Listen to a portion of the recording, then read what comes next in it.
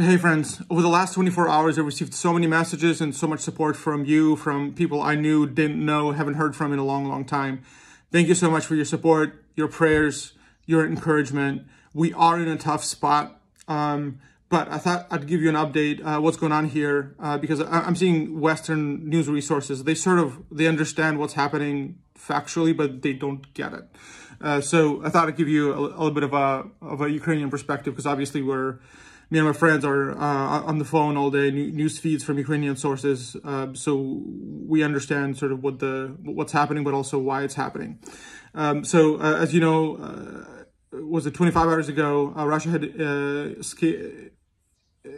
launched a full-scale invasion into Ukraine from three sides: from the north, from the Belarus side, from the east, where they already have an enclave through terrorist groups, and from the south, from Crimea. Why this is happening is a long story, but basically Putin and his minions have this idea that a large part of Ukraine belongs to them, and they have been trying to get it through political means so far, which is why we've had a frozen conflict for 8 years. There was a few processes like in Minsk or Nordic format that they were trying to take Ukraine over politically. Now that didn't work. So here we go. This is war.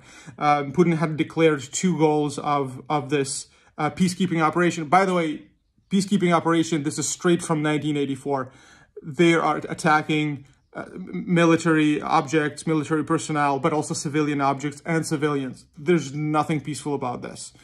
So the two goals he declared: one is demilitarization. He was hoping Ukrainian army is no more, and denationalization. I'm not sure what that means, but maybe he wants us to be tribes again, or not a nation, or whatever. As one of the subplots of these goals is that they're trying to install their own puppet government in Kiev. And there's a guy who most of us think they're trying to install, and he's nowhere to be found right now, of course. So what has happened in day one is that Russia was hoping for a blitzkrieg, and blitzkrieg basically means fast war, right? You're going into the country, take over strategic objects right away, go into the capital, reinstall the government, boom, like within 2 or 3 days it's done. What they hadn't expected is that Ukrainian army is actually very strong and has been kicking their ass entire day yesterday. So none of the airports are under Russian control, even though they were the first targets. They were sending in land troops, and were beaten back. So I think the statistic is, from our intelligence, is that 2/3 of Russian attack land units have been deployed to Ukraine yesterday. They have been in the interior. All have been pushed back so far.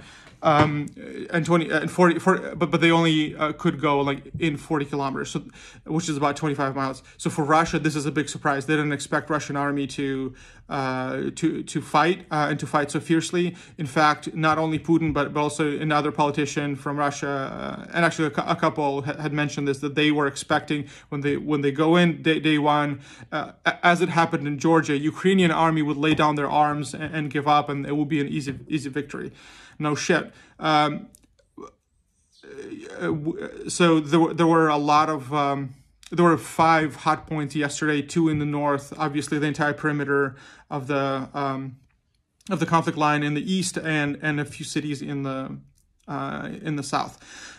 So good news is that we've repelled all of those attacks. Bad news is that there's a couple of cities under Russian control in the south, which have to do with atomic energy, but not the atomic station there. Major bad news is that a Chernobyl atomic station is under Russian control.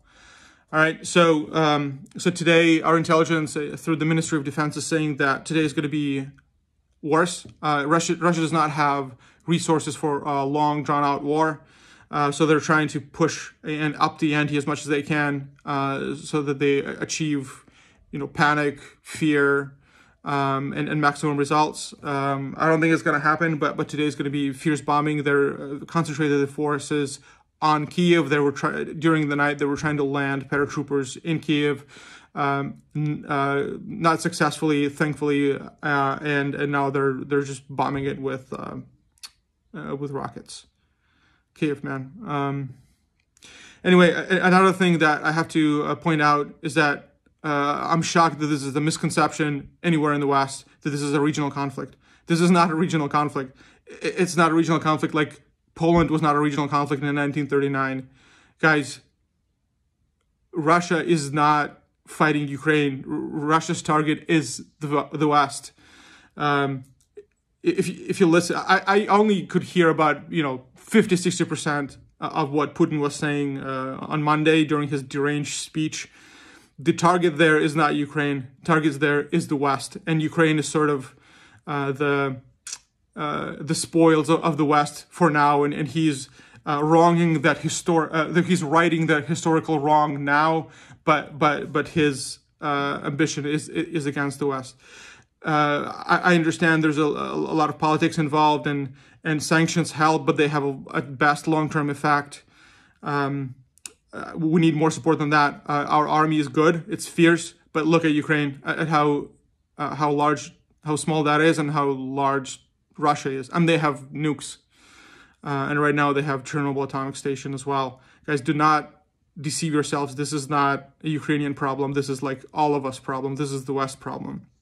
And if you know Russia at all, what they do is they try something, they'll look at the West's reaction. If there is no decisive reaction or, concern or, weak sanctions, they go further, So I understand that, NATO, US, allies do not want to engage in direct conflict with Russia. I get that politically, and sort of that's the weakness of democracy, that they have to look at what's happening internally. Because trust me, Putin doesn't have to look at what his people think. But my message to you is, and surprise, surprise, you are in war with Russia. It may be a proxy war. It might be, just because you're not seeing action on your land does not mean that you're in war or you will not see action. These guys have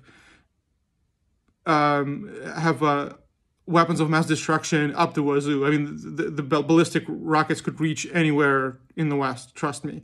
So if you don't want to see anything happening in Europe or, God forbid, United States, guys, you gotta do better. All right. Guys, I appreciate your support. Continue reaching out. Continue reaching out to my friends and family. I'm safe. My family's safe. But for now, we'll see what's happening further. Let me know if this update has been helpful. If it is, if my perspective helps as a Ukrainian, I can do more of these. All right. Peace.